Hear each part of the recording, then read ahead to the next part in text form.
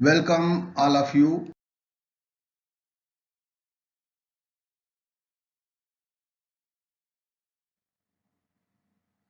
मैं doctor Ramesh Kumar Dewangan, assistant professor commerce, government Mata Karma girls college Mahasamund, video lecture part 5 को लेकर आपके बीच उपस्थित हुआ हूं।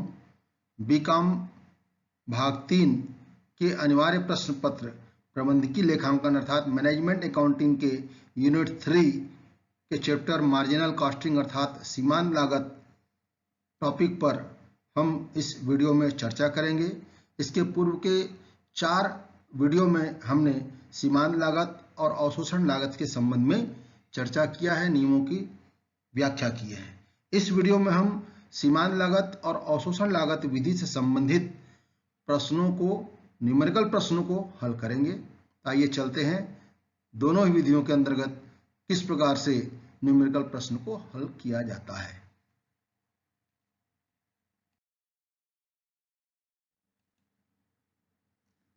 सीमांत लागत विधि और अवशोषण लागत विधि में लाभ की गणना से संबंधित न्यूमेरिकल प्रश्न का अध्ययन हम यहाँ पे करेंगे। तो इस दोनों ही विधियों के अंतर्गत लाभ की गणना करने के लिए अध्ययन की सुविधा के दृष्टिकोण से प्रश्नों के लिए हमने कुछ आधार तैयार किए हैं। उसमें से पहला आधार है, यदि किसी उत्पादन इकाई में उत्पादन की मात्रा और विक्रय की मात्रा समान हो तो उस दशा में दोनों ही विधियों से किस प्रकार से लाभ की गणना की जाएगी। दूसरा जो प्रश्न का आधार है, यदि केवल अंतिम रहतिया उत्पादित माल का है तो उस दशा में दोनों विधियों से लाभ की गणना की जाएगी, तो क्या दोनों में अंतर हो सकता है। तीसरा प्रश्न का जो आधार है, यदि उत्पादित माल का प्रारंभिक और अंतिम दोनों ही प्रकार के रहतिया हों तो उस दशा में सीमांत लागत विधि और अवशोषण लागत विधि में किस प्रकार से लाभ की गणना की जाएगी, यह हम आगे के प्रश्नों में चर्चा करेंगे। सीमांत लागत विधि एवं अवशोषण लागत विधि के अंतर्गत लाभ की गणना करने के लिए न्यूमेरिकल प्रश्न बनाने के दृष्टिकोण से पहला जो आधार था कि यदि किसी उत्पादन इकाई में उत्पादन और विक्रय की मात्रा समान हो अर्थात कोई प्रारंभिक और अंतिम रहतिया ना हो तो उस दशा में किस प्रकार से हम लाभ की गणना करेंगे, उससे संबंधित प्रश्न हम देखते हैं। एक कंपनी 2 उत्पादों अ तथा ब का निर्माण करती है। निर्माण की लागत निम्नवत है। प्रति इकाई प्रत्यक्ष सामग्री 2 प्रकार के उत्पाद हैं, ए और बी, क्रमशः उसकी राशि मैं कहूँगा 7 रुपये और 9 रुपये। प्रति इकाई प्रत्यक्ष श्रम 3 रुपये और 5 रुपये। प्रति इकाई विक्रय मूल्य 20 रुपये और 30 रुपये। उत्पादन की मात्रा ए का 2000 इकाई और बी का भी 2000 इकाई। कुल उपरी व्यय 16,000 रुपये है, जिनमें से 12,000 रुपये स्थिर व शेष परिवर्तनशील है। इन उपरी व्ययों का आवंटन उत्पादन के अनुपात में होना है। दोनों में से किसी भी उत्पाद का प्रारंभिक व अंतिम रहतिया नहीं है। अवशोषण विधि और सीमांत विधि के अनुसार लाभ ज्ञात कीजिए।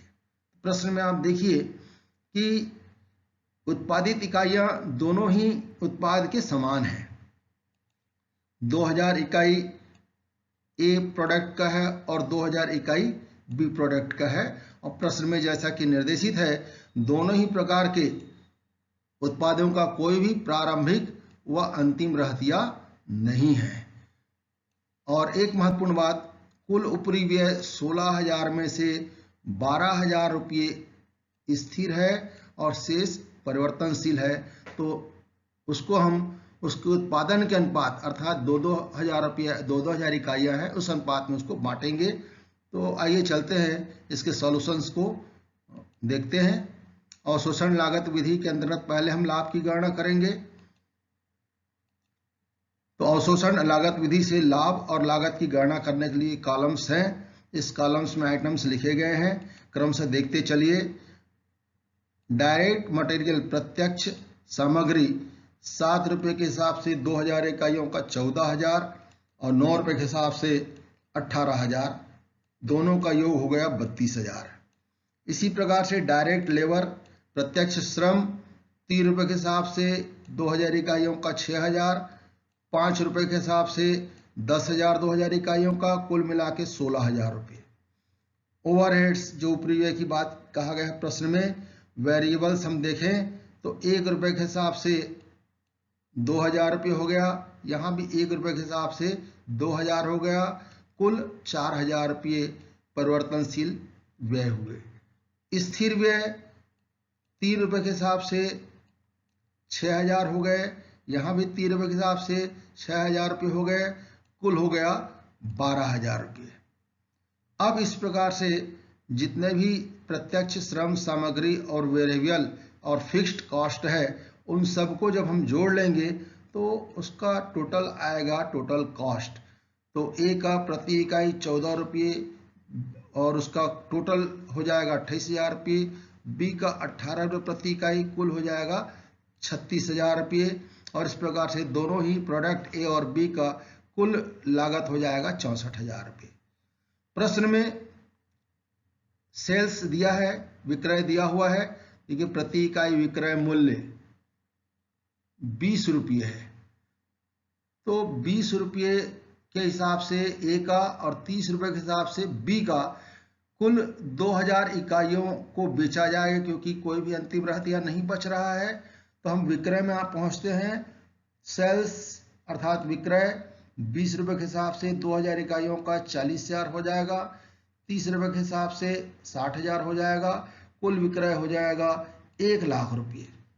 अब ऊपर में हमारा जो कॉस्ट निकला हुआ है उससे हम डिफरेंस निकालेंगे प्रॉफिट के लिए, तो 6 रुपया प्रति इकाई प्रॉफिट ए उत्पाद का, और कुल के रूप में देखें तो 40,000 में हम 28,000 को माइनस करेंगे तो ये लाभ आ जाएगा 12,000 रुपये ए उत्पाद का। ठीक इसी प्रकार से बी उत्पाद का देखें, 30 रुपये उसके सेल्स हैं, उसमें 18 रुपये को हम यदि माइनस करेंगे तो ये हो जाएगा 12 रुपये प्रति इकाई, और कुल के रूप में देखें तो 60,000 में 36,000 को माइनस किए तो 24,000 रुपये। दोनों ही को हम योग लगाएं 12,000 और 24,000 तो कुल 36,000 रुपये योग हो गया लाभ का। तो ये अवशोषण लागत विधि के अंतर्गत हमने लाभ की गणना कर लिया 36,000 रुपये। अब दूसरी जो विधि है सीमांत लागत विधि, उसके अंतर्गत भी हम देखें कि उसके अंतर्गत कितना लाभ निकलता है।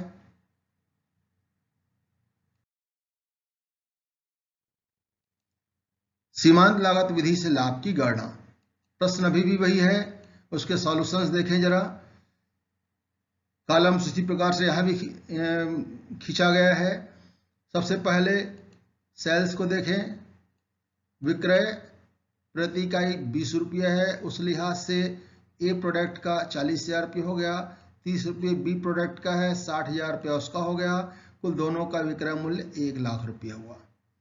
अब इसमें हम मार्जिनल कॉस्ट सीमांत लागत से संबंधित जो आइटम्स हैं उसको हम घटा देंगे क्रम से। तो डायरेक्ट मटेरियल 7 रुपये के हिसाब से 2,000 इकाइयों का 14,000, 9 रुपये के हिसाब से 18,000 और कुल 32,000। डायरेक्ट लेबर 3 रुपये के हिसाब से 6,000, 5 रुपये के हिसाब से 10,000, इस प्रकार से कुल 16,000 हो गए। वेरिएबल ओवरहेड्स, तो वेरिएबल ओवरहेड्स 1 रुपये के हिसाब से 2,000 और 1 रुपये के हिसाब से 2,000, कुल हो गए 40,000। अब इस प्रकार से हम देखेंगे मार्जिनल कॉस्ट, यानी जो लेस करने वाले आइटम है 11 रुपये और 15 रुपये, यहाँ पर कुल हो गया 22,000, यहाँ पे हो गया 30,000, कुल हो गया 52,000। कंट्रीब्यूशन की राशि निकल आता है, यदि हम सेल्स में से मार्जिनल कॉस्टिंग को माइनस कर देंगे, अर्थात 20 रुपये में से 11 रुपये को माइनस करेंगे तो बचेगा 9 रुपये कंट्रीब्यूशन। समग्र रूप में देखें ए प्रोडक्ट का 40,000 है, उसमें से 22,000 को माइनस करें तो 18,000 रुपये। ठीक इसी प्रकार से बी प्रोडक्ट का है 15 रुपये, उसमें से 30 रुपये में से 15 रुपये माइनस किए, 15 रुपये बचा। ठीक इसी प्रकार से 60,000 में 30,000 माइनस किए, 30,000 बचा। समग्र रूप से देखें 1,00,000 में 52,000 को माइनस करें तो 48,000 बचा। अब इसमें फिक्स्ड ओवरहेड्स जो है वो घटा देंगे। कुल राशि प्रश्न में जैसे दिया गया था 12,000 है, तो अंतर की राशि 36,000 रुपये हुआ। इस प्रकार से हम देखते हैं कि सीमांत लागत विधि से भी हमने लाभ की गणना किया तो कुल 36,000 रुपये यहाँ पर भी लाभ हुआ। निष्कर्ष क्या निकला इस प्रश्न में? तो निष्कर्ष के रूप में आप देखेंगे, जब उत्पादक संस्था में प्रारंभिक रहतिया व अंतिम रहतिये का कोई शेष नहीं रहता है, अर्थात एक अवधि का संपूर्ण उत्पादन उसी अवधि में बेच दिया जाता हो, तो सीमांत लागत विधि और अवशोषण लागत विधि के अंतर्गत गणना किए गए लाभ में कोई अंतर नहीं होगा। उपरोक्त सॉल्यूशन में भी आप देखिए अवशोषण लागत विधि और सीमांत लागत विधि दोनों विधियों में लाभ 36,000 रुपये है। So dear students, thanks for watching this video. For more details, contact me. Email my address deva.rk3013@gmail.com। हम अगले वीडियो में फिर प्रस्तुत होंगे 6वें नंबर के वीडियो पर अवशोषण लागत एवं सीमांत लागत संबंधी शेष न्यूमेरिकल क्वेश्चंस को लेकर के। तब तक के लिए आप सबको गुड बाय।